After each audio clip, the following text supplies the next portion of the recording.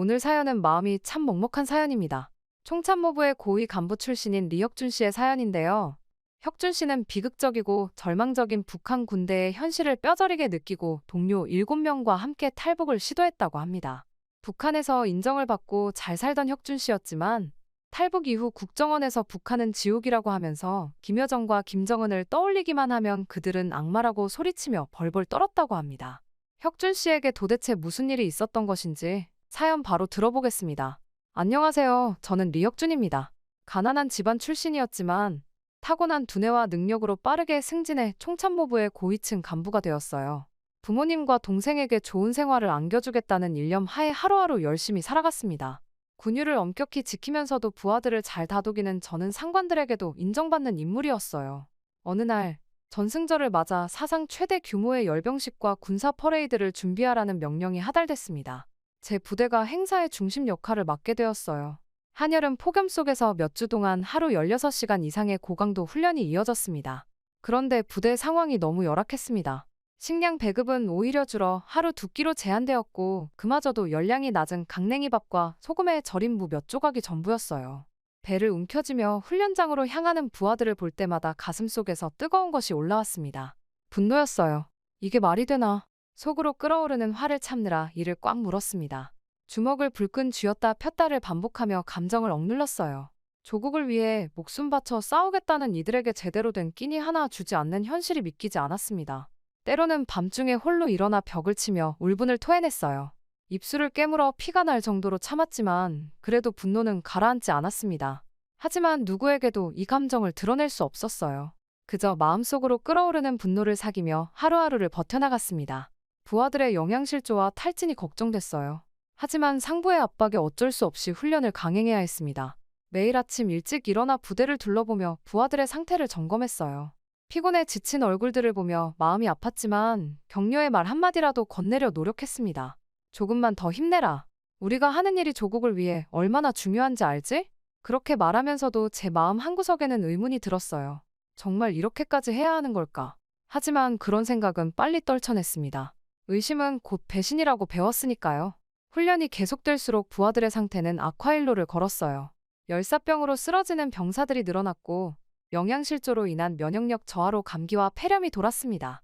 의무대는 환자들로 넘쳐났지만 제대로 된 약도 영양분도 공급할 수 없었어요.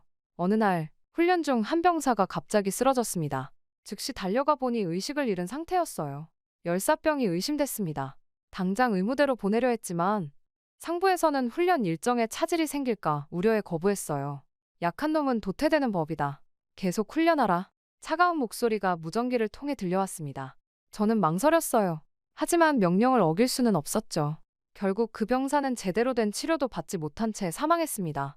병사의 가족에게 알리려 했어요. 하지만 상부에서는 또다시 제 발목을 잡았습니다. 행사에 악영향을 줄 수 있다. 사망 사실을 은폐하고 타령으로 처리하라. 가슴이 무거웠습니다. 이것이 과연 옳은 일인가? 하지만 저는 명령에 따를 수밖에 없었어요. 그날 밤 죄책감에 잠 못 이루며 생각했습니다. 우리는 대체 무엇을 위해 이렇게 살고 있는 걸까? 전승절이 다가오면서 훈련의 강도는 더욱 높아졌어요. 40도를 웃도는 폭염 속에서 수천 명의 군인들이 12시간 넘게 열병식 훈련을 이어갔습니다. 물 한 모금 마시지 못하고 쓰러지는 병사들이 속출했어요.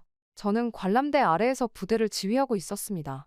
마이크가 실수로 켜져 있었던 건지 김정은의 목소리가 켜진 마이크로 울려 퍼졌어요. 조쿤, 이렇게 극한까지 몰아붙여야 진정한 혁명 정신이 생기는 법이지. 김정은의 말에 옆에 선 김여정이 덧붙였습니다. 약한 자는 필요 없습니다. 오직 강인한 정신력을 가진 자만이 우리 군대에 있을 자격이 있죠. 그 말을 듣는 순간 가슴속에서 무언가가 끓어올랐어요. 분노였습니다. 머리끝까지 치밀어 오르는 화를 억누르느라 온몸이 떨렸어요. 이를 악물어 입안에서 피맛이 났습니다. 사람의 목숨이 그렇게 가벼운가? 소리치고 싶었습니다. 당신들이 그토록 중요하게 여기는 혁명을 위해 목숨 바쳐 싸우는 이들을 이렇게 취급해도 되는 건가? 주먹을 불끈 쥐었어요. 손톱이 살을 파고들어 손바닥에 붉은 자국이 생겼지만 그 아픔조차 느껴지지 않았습니다.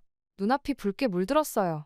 순간 총을 들어 저들을 쏘아버리고 싶다는 생각이 스쳐 지나갔습니다. 하지만 표정 관리를 해야 했죠. 감시의 눈초리가 항상 우리를 따라다녔으니까요. 깊게 숨을 들이마시고 내쉬기를 반복하며 간신히 감정을 다스렸어요. 하지만 그렇게 참아낸 분노는 가슴속 깊은 곳에 응어리져 남았습니다. 그리고 그 응어리는 점점 더 커져갔어요. 쓰러진 부하들을 돕고 싶었지만 꼼짝할 수 없었습니다. 옆에 있던 장교가 귓속말로 말했어요. 대령님, 참으세요. 우리 모두의 목숨이 위험합니다. 주먹을 불끈 쥐었어요. 눈에는 분노와 절망의 눈물이 고여 있었지만 흘릴 수는 없었습니다. 지휘관으로서의 체면을 지켜야 했으니까요. 리허설이 끝나갈 무렵 극도의 피로와 영양실조로 한 병사가 10병씩 대형해서 비틀거렸어요. 순간 김여정의 날카로운 목소리가 들렸습니다. 저런 자는 우리 군대에 필요 없습니다. 처리하세요. 그 말이 떨어지자마자 2명의 군인이 그 병사를 끌고 갔어요. 저는 그저 지켜볼 수밖에 없었습니다. 잠시 후 멀리서 들려온 총성에 모든 군인들이 공포에 질렸어요. 그날 밤 저는 잠을 이루지 못했습니다. 머릿속에서는 오늘 있었던 일들이 계속 맴돌았어요. 우리는 정말 이렇게 살아야 하는 걸까? 이게 과연 옳은 일일까? 의문이 꼬리에 꼬리를 물었습니다. 다음 날 아침, 짧은 휴식 시간이 주어졌어요.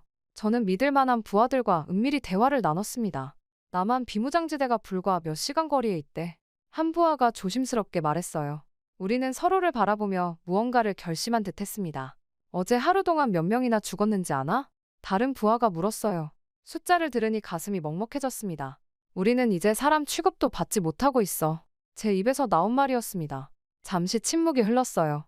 그리고 나는 결심했습니다. 여기보다는 어디든 나을 거야. 그 말에 부하들의 눈빛이 변했어요.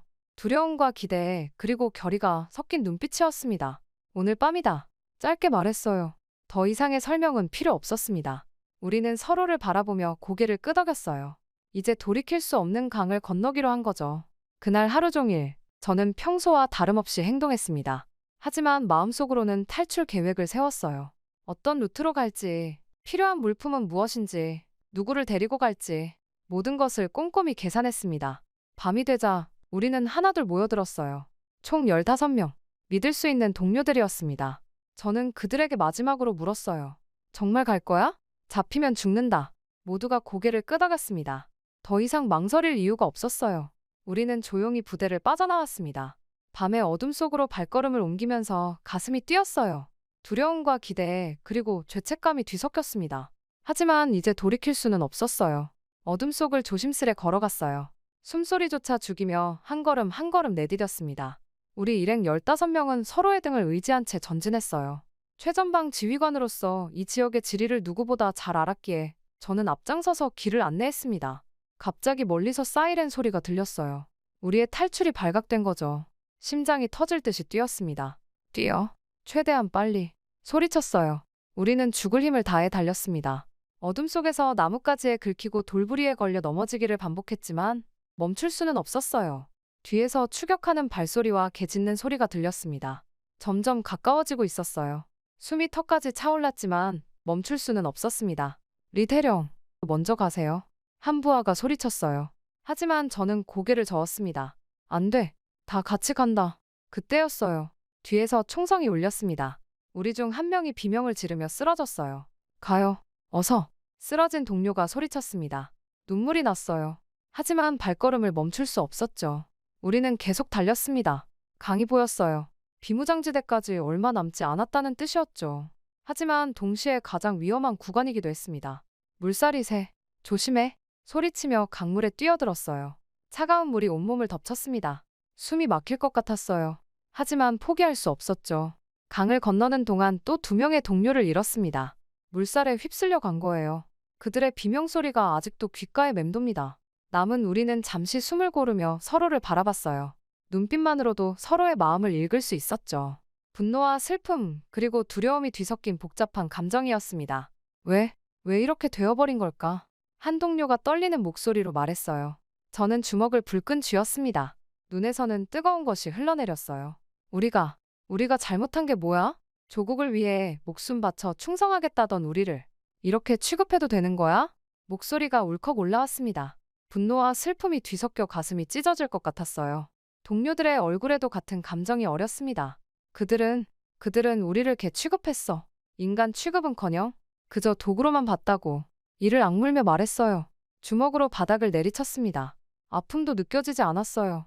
그저 가슴속에서 끓어오르는 분노를 어떻게든 표출하고 싶었죠. 하지만 우리는 살아남아서 꼭 복수할 거야. 우리의 동료들, 친구들, 그들의 죽음을 헛되이 하지 않을 거라고 눈물을 닦아내며 말했습니다. 동료들도 고개를 끄덕였어요. 우리의 눈빛에는 이제 결의가 서려 있었습니다. 가자. 더 이상 죽은 동료들을 슬퍼할 시간도 없어. 우리는 살아남아야 해. 일어서며 말했어요. 가슴 속 분노와 슬픔을 힘으로 바꾸어 다시 한번 전진했습니다. 드디어 강을 건넜어요. 하지만 안심할 수 없었죠. 아직 비무장지대를 통과해야 했으니까요. 지뢰밭을 조심스레 걸어가야 했습니다. 한 발자국 잘못 디디면 목숨을 잃을 수 있었어요. 조심해. 내 발자국만 따라와. 떨리는 목소리로 말했습니다. 땀이 비 오듯 흘렀어요. 각 발걸음마다 심장이 멎는 것 같았죠. 그때였어요. 뒤에서 또다시 총성이 울렸습니다. 돌아보니 2명의 동료가 쓰러져 있었어요. 보위부원들이 우리를 따라잡은 거죠. 가. 절대 돌아보지 마.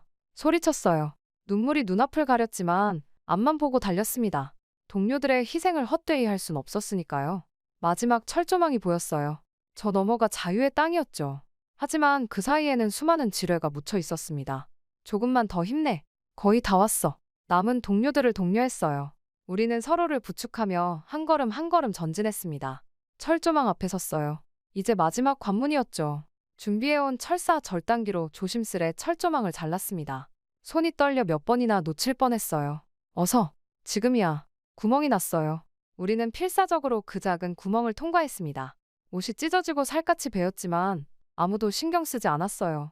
마지막 한 명이 통과하는 순간 뒤에서 총성이 울렸습니다. 하지만 이미 늦었어요.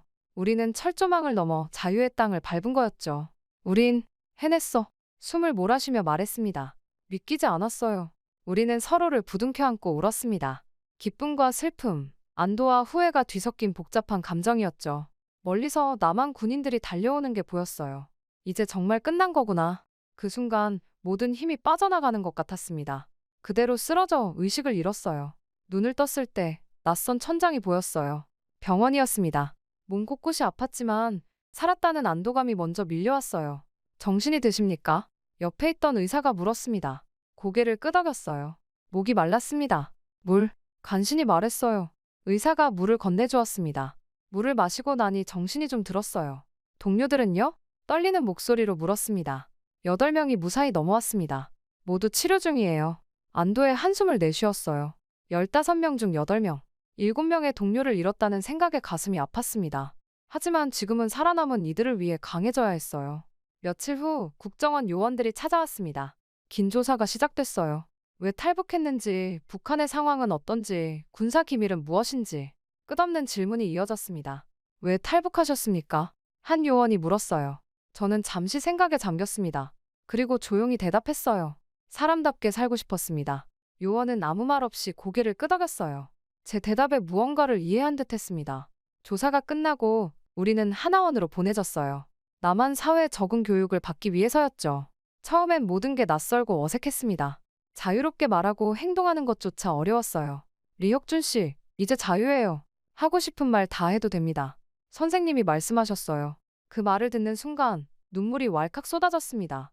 그동안 억눌러왔던 감정이 한꺼번에 터진 거죠. 시간이 지나면서 조금씩 적응해 갔어요. 컴퓨터 사용법도 배우고 영어도 공부했습니다. 처음으로 햄버거도 먹어봤어요. 신기한 맛이었죠. 하지만 밤이면 여전히 악몽에 시달렸습니다. 죽어간 동료들의 얼굴, 북에 남겨둔 가족들. 그 생각만 하면 가슴이 메어왔어요. 혁준 씨, 이제 어떤 삶을 살고 싶으세요? 상담 선생님이 물으셨어요. 잠시 고민했습니다. 아직 잘 모르겠어요. 하지만 자유롭게 살고 싶어요. 그리고 북에 있는 사람들을 돕고 싶습니다. 그렇게 대답했어요. 선생님은 따뜻하게 미소 지으셨습니다. 좋은 꿈이에요. 함께 노력해봐요. 6개월의 교육을 마치고 드디어 사회에 나왔습니다. 모든 게 새롭고 두려웠지만 동시에 설렜어요. 이제 진짜 새 삶이 시작되는 거니까요. 가끔 북에 두고 온 가족들 생각에 잠 못 이룰 때가 있어요. 그들도 이런 자유를 누릴 수 있을까? 그때마다 다짐합니다. 언젠가 꼭 그들을 데려오겠다고. 오늘도 새로운 하루를 시작합니다. 여전히 많은 것들이 낯설고 어렵지만 이제는 두렵지 않아요. 이곳에서 찾은 작은 행복들을 생각하면 힘이 납니다. 자유를 향한 위험한 여정을 시작했던 그날을 떠올려봐요. 그때의 선택이 옳았다고 믿습니다. 비록 많은 것을 잃었지만 더 큰 것을 얻었으니까요. 하지만 가끔은 죄책감에 시달려요. 함께 탈북했던 동료들 중 일부는 아직도 악몽에 시달리며 적응하지 못하고 있습니다. 저 역시 완전히 자유롭지는 못해요. 북한에서의 기억들이 여전히 저를 괴롭히니까요. 혁준 씨, 당신은 영웅입니다. 어느 날 한강연에서 누군가 그렇게 말해주었어요.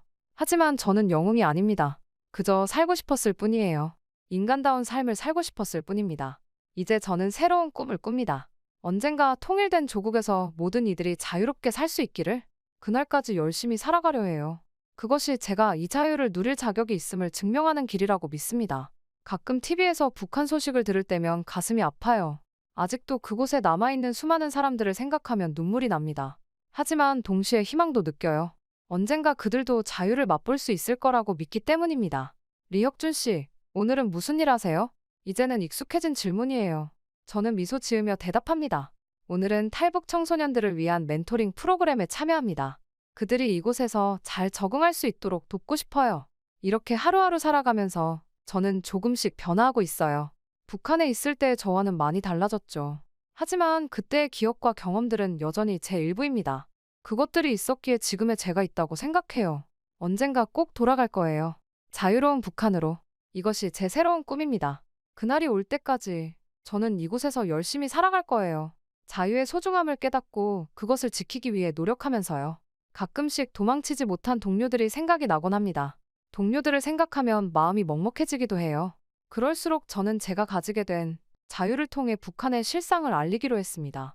이제 저는 압니다. 진정한 자유란 단순히 물리적인 속박에서 벗어나는 것이 아니라는 걸요. 그것은 마음의 자유, 선택의 자유, 그리고 인간다운 삶을 살 수 있는 자유입니다. 오늘도 저는 그 자유를 향해 한 걸음 더 나아갑니다. 언젠가 모든 북한 주민들이 이 자유를 누릴 수 있기를 바라면서요. 그날이 올 때까지 저는 계속해서 노력할 것입니다. 그것이 제가 이 자유를 얻기 위해 목숨을 걸었던 이유니까요.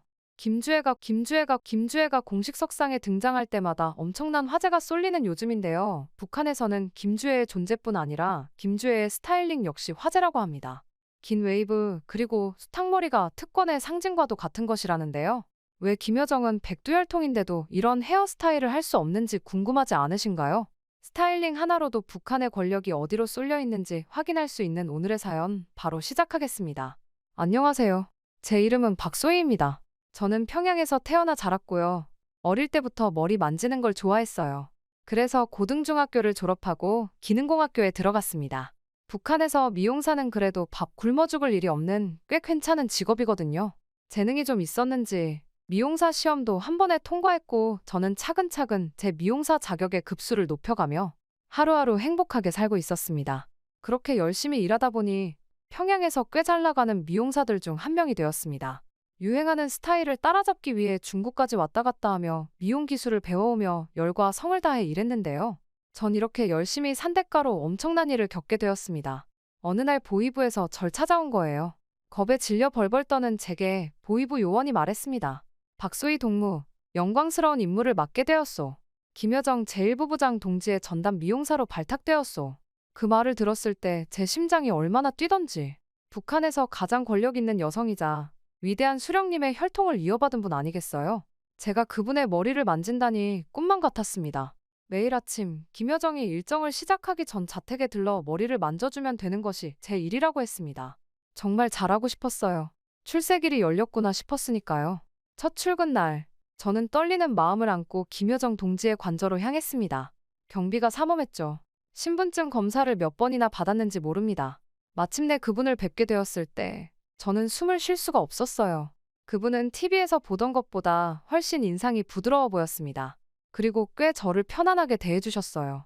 박소희 동무군요. 잘 부탁해요. 김여정 동지의 목소리는 부드러우면서도 카리스마가 넘쳤어요. 저는 긴장한 채로 그분의 머리를 손질하기 시작했습니다. 손이 떨려서 빗을 떨어뜨릴 뻔했죠. 하지만 점점 익숙해졌어요. 그분의 머리카락은 까맣고 부드러웠습니다. 소희 동무, 솜씨가 좋네요. 앞으로 자주 보게 될 것 같아요. 그 말씀에 제 가슴은 자부심으로 부풀어 올랐어요. 나도 이제 잘 나가는구나 싶었죠. 마치 제가 북한 최고 권력층의 일원이 된 것 같았어요.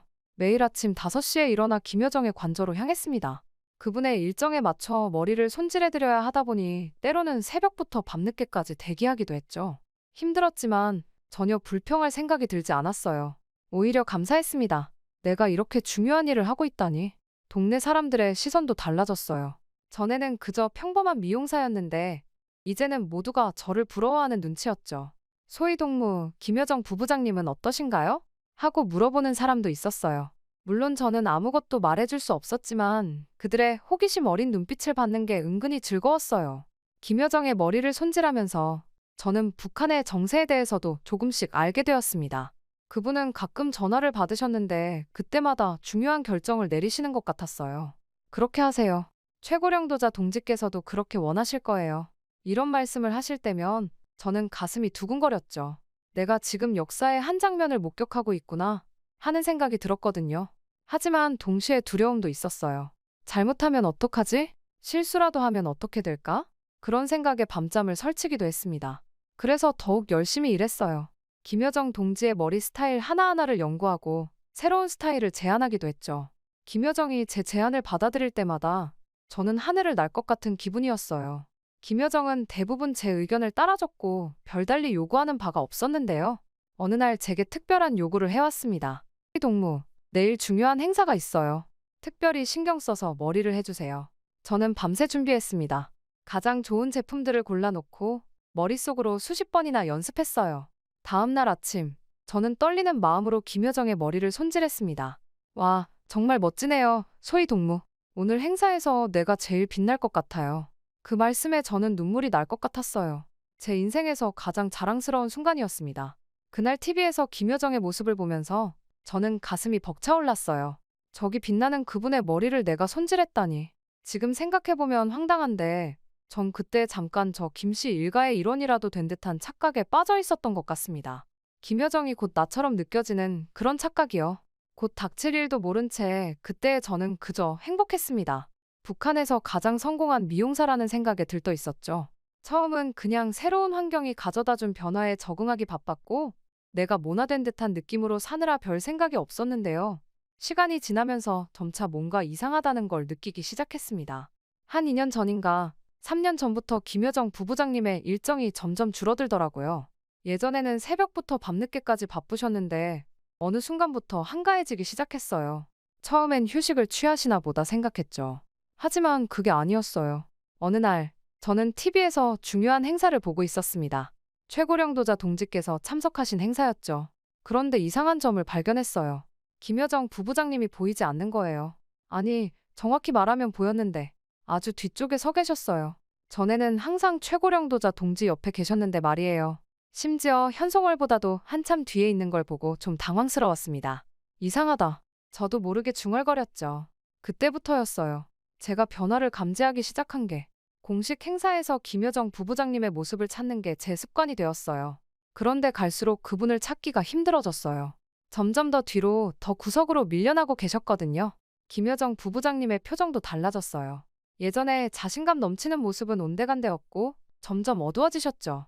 머리를 손질해 드릴 때면 그분의 한숨 소리가 들렸어요. 가끔은 눈가가 붉어져 있기도 했고요. 부부장님, 괜찮으세요? 한 번은 용기를 내어 여쭤봤어요. 하지만 그분은 그저 씁쓸하게 웃으실 뿐이었죠. 괜찮아요, 소희 동무. 그냥 피곤해서 그래요. 그 말씀을 들으면서도 저는 알 수 있었어요. 뭔가 크게 잘못되고 있다는 걸요.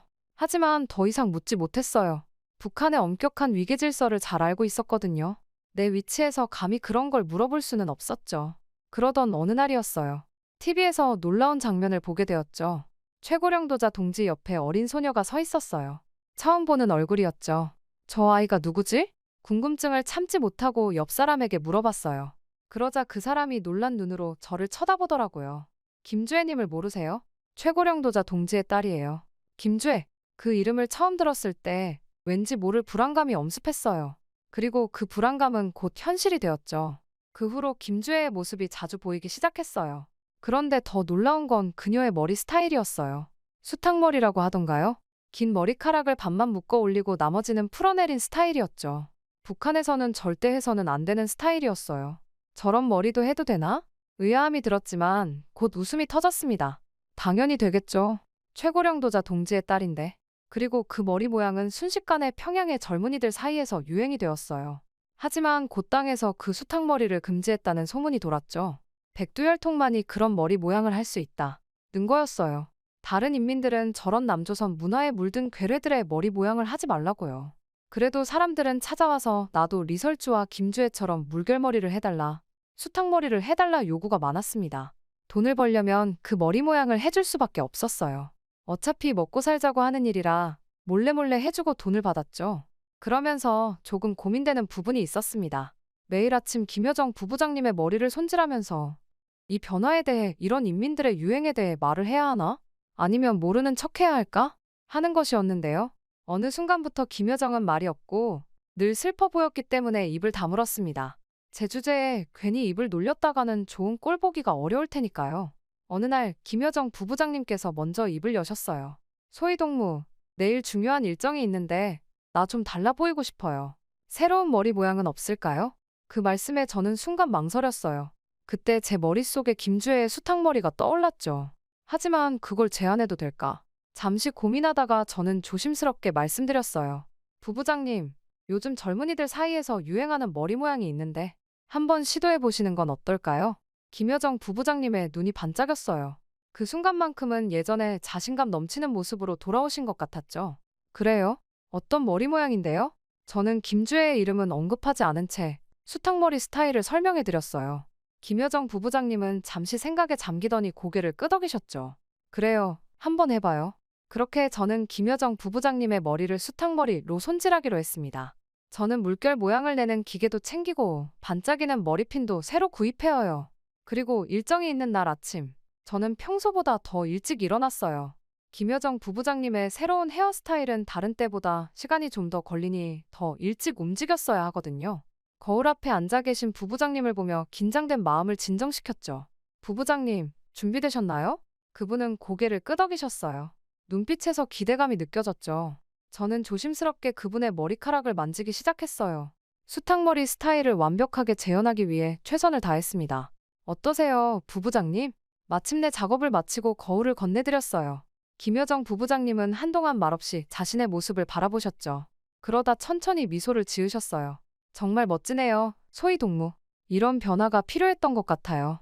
그 말씀에 저도 안도의 한숨을 내쉬었어요.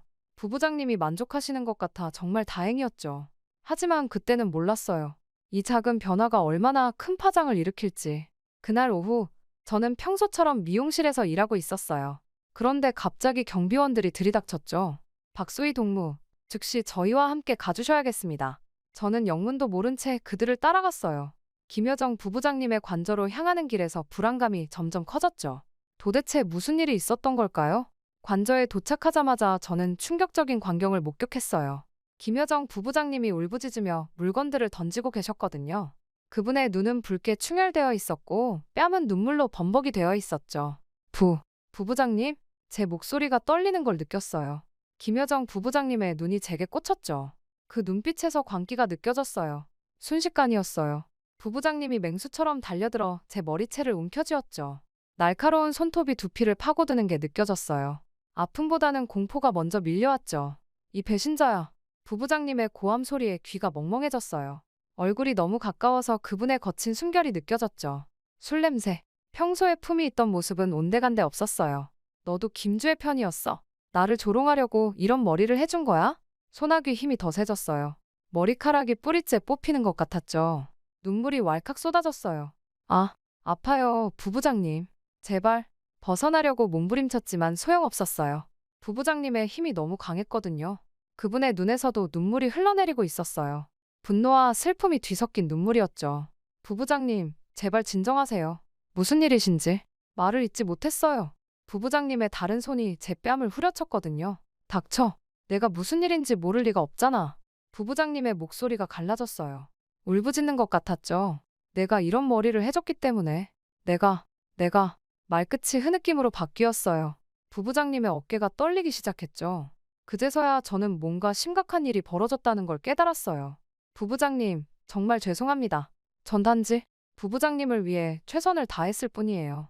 제 목소리도 흐느낌 섞인 채였어요. 부부장님의 소나귀 힘이 조금 풀어졌죠. 천천히 저를 놓아주셨어요. 하지만 그분의 눈빛은 여전히 날카로웠어요. 넌 모르겠지. 부부장님이 중얼거리듯 말씀하셨어요. 그분의 눈에서 또다시 눈물이 흘러내렸죠. 내가 오늘 어떤 일을 겪었는지 모두가 나를 비웃었어. 심지어 최고령도자 동지께서도 부부장님의 목소리가 떨렸어요. 마치 누군가에게 고문당하는 것처럼 고통스러워 보였죠. 김주애를 따라하려 들다니 내 주제를 알아라고 하셨어. 그 말을 듣는 순간 제 온몸에 소름이 돋았어요. 최고령도자의 질책? 그건 곧 모든 것의 끝을 의미할 수도 있으니까요. 저도 모르게 부부장님의 손을 잡았어요. 부부장님, 정말 죄송합니다. 제가 어떻게 해야... 하지만 부부장님은 제 손을 뿌리치셨어요.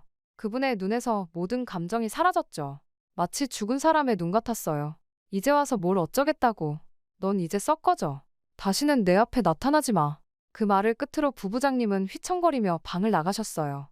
문이 쾅 하고 닫히는 소리가 들렸죠. 저는 그 자리에 그대로 주저앉고 말았어요. 뺨은 아직도 얼얼했고 머리는 지끈거렸어요.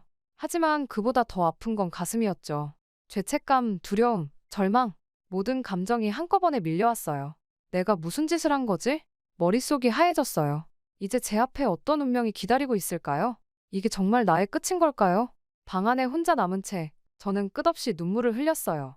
북한에서 가장 권력 있는 여성의 분노를 산 미용사. 그 끝이 어떨지 생각하고 싶지 않았어요. 그날 밤 저는 한숨도 자지 못했습니다. 계속해서 김여정 부부장님의 분노에 찬 얼굴이 떠올랐거든요. 그리고 제가 저지른 실수의 무게가 점점 더 무겁게 느껴졌죠. 난 단지 최선을 다했을 뿐인데 왜 이런 일이 벌어진 걸까? 혼란스러웠어요. 배신감도 들었고요. 저는 항상 충성을 다해 일했는데 이렇게 버려지다니. 그리고 동시에 두려웠어요. 이제 제게 어떤 일이 벌어질지 알 수 없었으니까요. 다음 날 아침, 저는 떨리는 마음으로 출근했어요. 하지만 관저로 가는 길이 막혀 있었죠. 경비원이 저를 막아섰어요. 박소희 동무, 더 이상 이곳에 올 필요 없습니다. 동무의 미용실로 돌아가서 그냥 죽은 듯이 사세요. 그 순간 저는 깨달았어요. 제 인생에서 가장 빛나던 순간들이 이렇게 허무하게 끝나버렸다는 걸요. 그리고 동시에 이 모든 게 얼마나 부질없는 것이었는지도 알게 되었죠. 미용실로 돌아온 후 저는 일상으로 돌아가려 노력했어요. 하지만 쉽지 않았죠. 매일 아침 깨어날 때마다 오늘은 누군가가 와서 나를 잡아가지 않을까 하는 두려움에 시달렸어요. 밤에는 김여정 부부장님의 분노에 찬 얼굴이 악몽처럼 나타났고요. 그러던 어느 날 오후 저는 견딜 수 없는 답답함에 미용실을 나섰어요. 목적지도 없이 그저 걸었죠. 어느새 제 발걸음은 저를 김여정 부부장님의 관저 근처로 이끌었어요. 그곳에 가면 뭔가 달라질 것 같았거든요. 관저 앞에 서서 한참을 바라보고 있었어요. 그때였어요. 누군가가 제 어깨를 툭 쳤죠. 박소희 동무, 여기서 뭐 하는 거요? 깜짝 놀라 돌아보니 최 경호원이었어요. 평소에 제가 자주 대화를 나누던 친절한 경호원이죠. 아, 최 동무. 그냥 지나가다 잠깐. 말끝을 흐리며 고개를 숙였어요. 갑자기 눈물이 왈칵 쏟아졌거든요. 최 경호원은 당황한 듯 주변을 둘러보더니 저를 조용한 곳으로 데려갔어요. 소희 동무, 무슨 일 있었어? 요즘 동무가 관저에 오지 않는 걸 봤는데. 저는 참았던 눈물을 터뜨리며 모든 일을 털어놓았어요. 김여정 부부장님의 새로운 헤어스타일, 그날의 사건, 그리고 제가 겪은 모든 것을요. 최 경호원은 한동안 말없이 제 이야기를 들어주었어요. 그랬군요. 하지만 소희 동무, 그건 다 표면적인 일일 뿐이요. 진짜 문제는 따로 있소. 최 경호원의 말에 저는 고개를 들었어요. 그의 표정이 무척 심각해 보였거든요. 소희 동무, 북한에서 권력을 잃는다는 건 단순히 지위를 잃는 게 아니오. 목숨을 잃을 수도 있다는 뜻이지. 그의 말에 저는 숨을 크게 들이마셨어요. 그게 무슨 의미인가요? 제가 조심스럽게 물었어요. 최 경호원은 주변을 다시 한번 살폈어요. 그리고는 더 낮은 목소리로 말을 이었죠. 장성택 부장님 일을 아시오? 그분도 한때는 권력의 중심에 있었지만 그의 말에 저는 몸서리를 쳤어요. 장성택 처형 소식은 북한 전역을 충격에 빠뜨렸었죠. 하지만 김여정 부부장님은 최고령도자의 동생이잖아요. 설마? 최 경호원은 쓴웃음을 지었어요. 혈연 관계가 방패가 되진 않소. 오히려 더 위험할 수 있지. 김정은 동지의 이복형 김정남 동지의 일도 있었고. 저는 말문이 막혔어요. 그럼 김여정 부부장님은 지금은 연금 상태나 다름없소. 외부와의 연락이 모두 차단됐고 측근들도 대부분 지방으로 좌천됐다고 해요. 필요할 때만 허수아비처럼 잠깐 끌어다 얼굴만 비추게 하는데 어쩌면 곧 건강이 악화되어 요양 중이라는 발표가 나올지도 모르지. 최 경호원의 말에 담긴 의미를 이해하는 데는 그리 오래 걸리지 않았어요. 요양이란 말은 종종 숙청의 전조였으니까요. 그럼 앞으로 어떻게 되는 건가요? 보통은 몇 가지 단계를 거치지. 우선 공식 석상에서 모습을 감추게 되고 그 다음 직책에서 해임돼. 그러다 갑자기 반역죄나 국가 전복 음모 같은 죄목으로 체포되는 경우가 많아. 그리고 나면 최 경호원은 말을 멈추었어요. 하지만 그 뒤의 이야기는 굳이 듣지 않아도 알 수 있었죠. 저는 온몸에 전율이 흘렀습니다.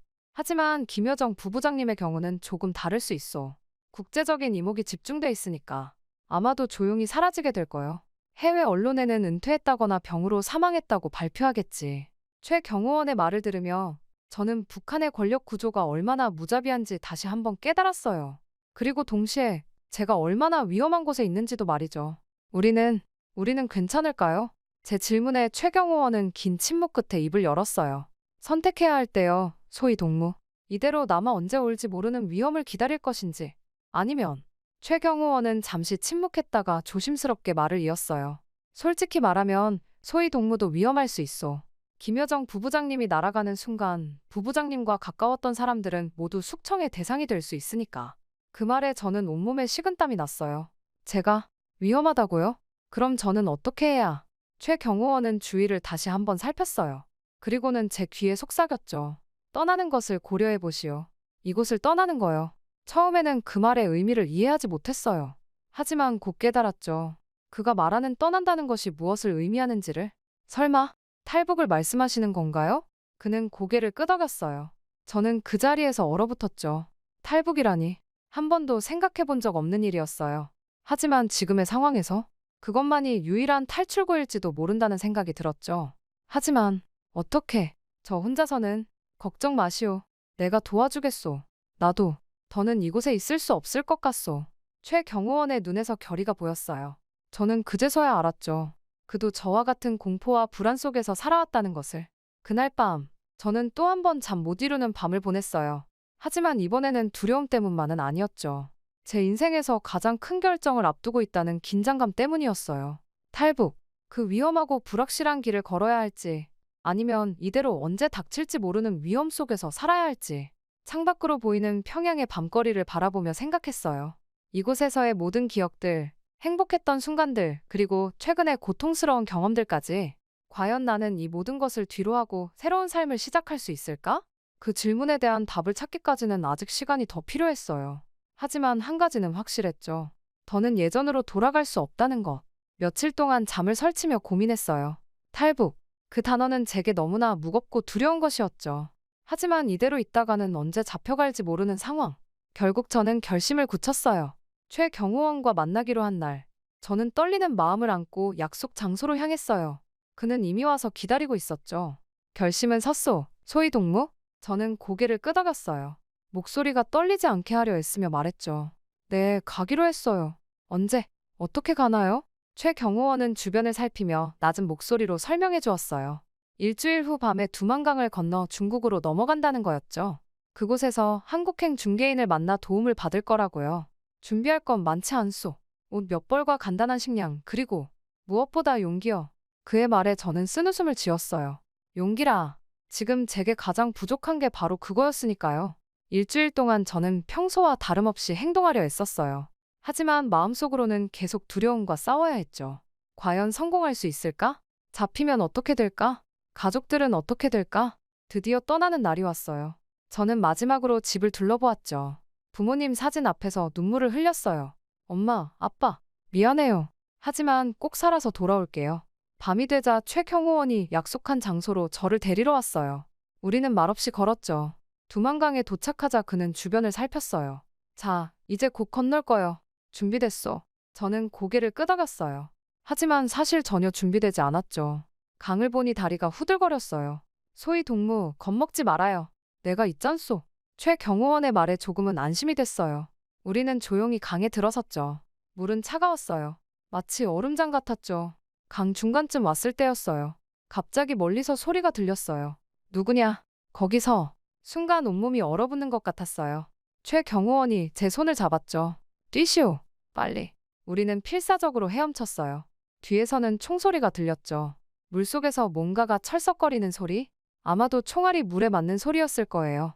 숨이 턱까지 차올랐어요. 더는 못할 것 같았죠. 하지만 포기할 순 없었어요. 자유를 향한 이 여정을 이렇게 끝낼 순 없었으니까요. 마침내 우리는 중국 쪽 강둑에 도착했어요. 최 경호원이 저를 끌어올렸죠. 우리는 숨을 고르며 잠시 그 자리에 누워 있었어요. 해냈소, 소희 동무. 우린 해냈소. 최경호원의 말에 저는 울음을 터뜨렸어요. 안도감, 두려움, 그리고 이제 시작될 새로운 삶에 대한 기대. 복잡한 감정이 한꺼번에 밀려왔죠. 우리는 서둘러 일어나 숲속으로 들어갔어요. 그날부터 시작된 한국행 여정은 정말 힘들었죠. 하지만 우리는 결국 해냈습니다. 지금 이렇게 서울의 한 미용실에 출근을 하고 제 이름이 적힌 미용사 자격증이 벽에 걸려 있고 대한민국 사람들을 손님으로 맞이하고 있습니다. 대한민국에 와서 제일 걱정했던 것이 생소한 남한 사회에 적응하는 거였는데요. 사실 처음 한국에 왔을 때는 모든 게 낯설고 두려웠어요. 언어도, 문화도, 사람들의 행동도. 하지만 포기하지 않았죠. 열심히 공부하고 일했어요. 한국어를 배우고 다시 미용 기술을 익혔어요. 박소희 씨, 이번 달 실적이 또 최고네요. 정말 대단해요. 원장님의 말씀에 저는 미소 지었어요. 그래요. 저는 지금 잘 나가고 있어요. 제 솜씨를 알아봐주는 단골 고객들도 많이 생겼죠. 그리고 저는 다들 혀를 내두를 정도로 독하게 돈을 벌고 모으고 있습니다. 그리고 제 옆에는 든든한 사람도 있어요. 소희야, 오늘 저녁에 몇 시 퇴근이야? 너가 좋아하는 삼겹살 사놨어. 최경호원. 아니, 이제는 제 남편이에요. 저희는 힘든 시기를 함께 견뎌내며 서로를 의지하게 되었고 결국 부부가 되었죠. 와, 오빠 월급날이라고 한턱 쏘는 거야? 우리는 함께 웃었어요. 예전에는 상상도 못했던 일이죠. 자유롭게 오빠라고 호칭하고 삼겹살 같은 고급 음식을 먹고 편하게 드러누워 TV를 보며 김정은과 김주애를 욕하는 이 자유는 몇 년 전만 해도 생각하지도 못한 일인데 이제는 일상입니다. 그래도 제 마음 한켠을 아리게 하는 부분이 있긴 해요. 바로 부모님입니다. 북한에 계신 부모님, 보고 싶어요. 그래도 그분들을 모셔오기 위해 최대한 돈을 열심히 벌고 있어요. 탈북을 한 지 1년 남짓이지만 이렇게 1, 2년만 더 모으면 저는 충분히 제 목표를 달성할 수 있을 것 같습니다. 여보, 우리 내후년쯤에는 부모님을 모셔올 수 있겠지? 남편은 따뜻하게 미소 지었어요. 그래요, 소희야. 우리가 열심히 모으면 부모님을 모셔올 수 있을 거야. 우리 조금만 힘내자. 그 말에 저는 눈시울이 붉어졌어요. 정말 하루도 맘 편하지 않았던 나날들인데 빨리 부모님을 모셔와서 다 같이 행복하게 살고 싶은 마음이 굴뚝 같습니다. 그리고 또 하나의 꿈도 있습니다. 언젠가는 제 미용실을 열 거예요. 그리고 북한에서 온 사람들을 위한 미용 교육 프로그램도 만들고 싶어요. 제가 받은 도움을 다른 이들에게도 나눠주고 싶거든요. 오늘 밤 잠들기 전 저는 다짐해봅니다. 내일은 오늘보다 더 열심히 살겠다고. 더 높이 날아오르겠다고. 그리고 언젠가는 제가 북한에 있는 모든 사람들이 자유를 맛볼 수 있기를, 그들에게 희망이 될 수 있기를 기도해봅니다. 김주애에게 조금이라도 위협이 되는 존재는 남김없이 지워버리기 위한 김정은의 노력이 느껴지는 사연이었는데요. 과연 김여정이 얼마나 버틸 수 있을지 궁금해집니다. 오늘도 이렇게 보내주신 사연을 통해 대한민국의 자유와 평화의 감사를 느낄 수 있었던 시간이었습니다. 내일도 좋은 사연으로 찾아오겠습니다. 모두 기분 좋은 하루 보내세요.